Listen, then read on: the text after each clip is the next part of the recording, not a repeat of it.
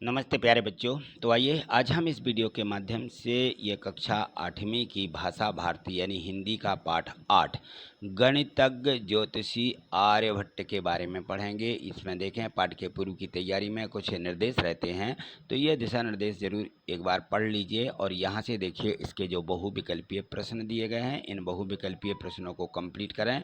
यहाँ से देखें ग्रह नक्षत्रों का प्रेक्षण करने वाला स्थान क्या कहलाता है, तो इसको बोलते हैं वैधशाला। क्या बोलते हैं? वैधशाला। ठीक है, जो हमारा यहाँ पे नक्षत्रों का प्रेक्षण होता है, प्रयोग होता है। निम्नलिखित में से आगत शब्द मशहूर के लिए कहा गया है। यहाँ देखें प्रश्न इसका तीसरा दिया है कि पृथ्वी अपनी धुरी पर चक्कर लगाती है। यह प्रतिदिन सबसे पहले किसने कहा था या किसने किया था? तो ये आर्यभट्ट ने सबसे पहले इसको सिद्ध कर दिया था कि पृथ्वी अपनी धुरी पर चक्कर लगाती है। जन सामान्य में प्रचलित मान्यता को क्या कहते हैं? किंवदंती बोला जाता है। ऐसी कथाएं क्या कहलाती हैं? किंवदंती। वैज्ञानिक शब्दों में किस प्रत्यय का प्रयोग हुआ है? इक।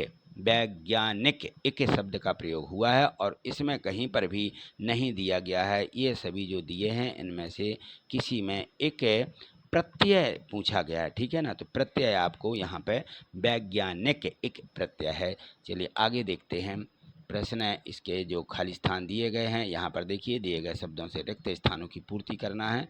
तो ये देखें यहाँ दिए गए हैं रिक्त स्थान, और इसमें दिया कि ये शब्द जो दिए हैं जैसे चंद्र, मलयालम, पूर्व, हानि, हस्तरेखा, पश्चिम, सूर्य, ग्रह, नक्षत्र, ठीक है ना, तारे, ये दिया गया है। पृथ्वी अपनी धुरी पर पश्चिम से पूर्व की ओर घूमती है। यहाँ डबल पा बना है पश्चिम, ये पश्चिम लिखिएगा। और विरोधार्थी शब्द युग्म में लाभ के साथ हानि शब्द प्रयुक्त होता है। लाभ का जो विरोधार्थी शब्द बोला जाता है उल्टा हानि। ठीक है ना। आर्यभट्ट पुस्तक की लिपि मलयालम लिपि है।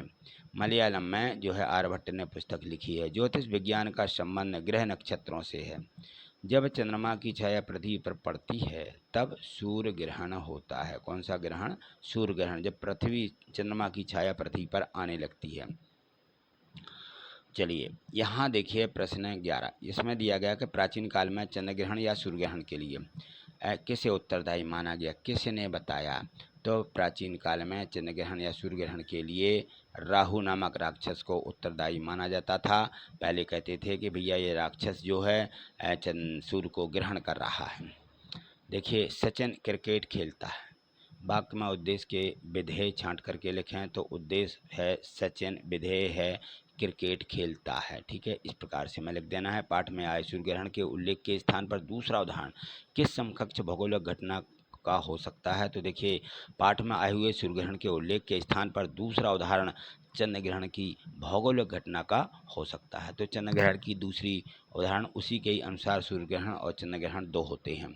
चलिए प्रश्न क्रमांक 14, आकाश में स्थित खगोलीय पिंड सूर्य, चंद्र, तारे, ये खगोलीय पिंड हैं, पूर्व से पश्चिम की ओर जाते क्यों दिखाई देते हैं? आपने देखा होगा कि ये पूर्व से पश्चिम की ओर सभी तारे रात में भी देखे हैं, चाहे दिन में दिखते नहीं हैं, लेकिन वो जो हैं पूर्व से पश्चिम की ओर जाते ही रहते हैं। आकाश में स्थित खगोलीय पिंड सूर्य, चंद्र, तारे पूर्व से पश्चिम की ओर जाते इसलिए दिखते हैं क्योंकि हमारी जो पृथ्वी है वह अपनी धुरी पर पश्चिम से पूर्व की ओर घूमती है, जिस कारण से ये दिखते बस हैं। ये सूर्य, चंद्र, तारे ये घूमते नहीं हैं।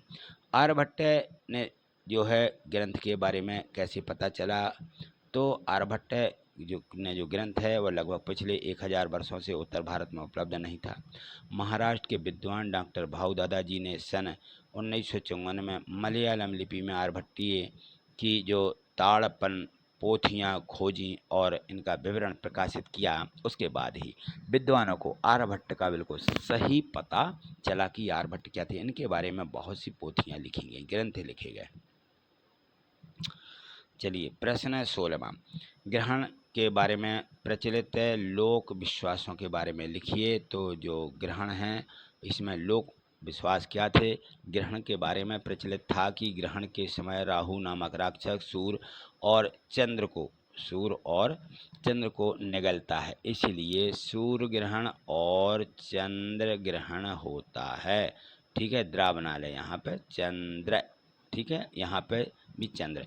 आप किसी तेज चलती बस में बैठे हैं, तब आपको खिड़की से बाहर की वस्तुएं पीछे भागती हुई दिखाई देती हैं। ऐसा क्यों होता है?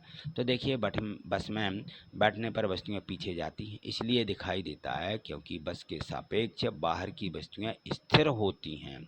बस अकेली चलती है, वस्तुएं स्थिर होती हैं, तो हमें लगने लगता है कि वस्तुएं पीछे दौड़ रही हैं, हम एक जगह बैठे हुए हैं। ऐसा कभी कभी होने लगता है।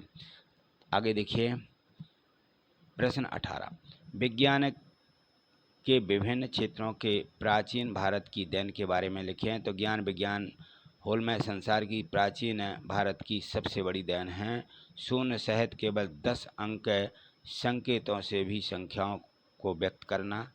इस अंक पद्धति की खोज आर्यभट्ट से 3-4 सदियों पहले हो चुकी थी। ये आर्यभट्ट ने इसके पहले इसको जो है प्रमाणित किया है। चलिए आगे देखिए, प्रश्न 19वां दिया है, आर्यभट्ट के वैज्ञानिक योगदान के बारे में अपने विचार लिखें। आर्यभट्ट एक महान गणितज्ञ और खगोल विज्ञानी थे।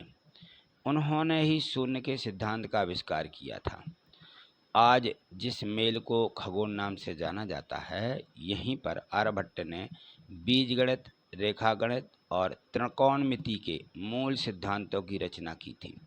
आर्यभट्ट ने पाई के मूल्य पर काम किया, जो आज दुनिया भर के वैज्ञानिकों और गणितज्ञों द्वारा उपयोग किया जाता है। आर्यभट्ट ने खगोल विज्ञान पर 3 पुस्तकें लिखी हैं और उनमें से केवल एक आर्यभट्टीय कहलाती है, जो आज अस्तित्व में है। आर्यभट्टीय नामक पुस्तक, ठीक है ना। तो इस पर भी इन्होंने कहा, और पाई का सिद्धांत इन्होंने ही दिया था। पाई गणित में पढ़ा जाता है, सब पढ़े जाने वाला शब्द। चलिए आगे देखिए, प्रश्न क्रमांक 20 इसमें दिया है कि पृथ्वी के प्राकृतिक उपग्रह का नाम लिखते हुए उसके बारे में 10 वाक्य लिखिए। पृथ्वी का उपग्रह, तो पृथ्वी का उपग्रह क्या है? चंद्रमा है। यह है सौरमंडल का बनाइए मंडल का 5वां सबसे विशाल प्राकृतिक उपग्रह है। इसका आकार गेंद की तरह गोल होता है। चंद्रमा शम नहीं चमकता है, यह सूर्य का प्रकाश से प्रकाशित होता है। सूर्य का प्रकाश चढ़ता है, उस पर चमक आती है तो हमें दिखता है। चंद्रमा का द्रव्यमान पृथ्वी के द्रव्यमान से, यहाँ द्रा बनाएं, ठीक, द्रव्यमान का 1.2% है। इसका व्यास 3474 किलोमीटर व्यास यानी वजन का है। ठीक, इतने किलोमीटर है इसका व्यास। चलिए, इसमें दिए गए थे प्रश्न 1 से 20 तक के, जो आपने बहुत अच्छे तरीके से समझे हैं।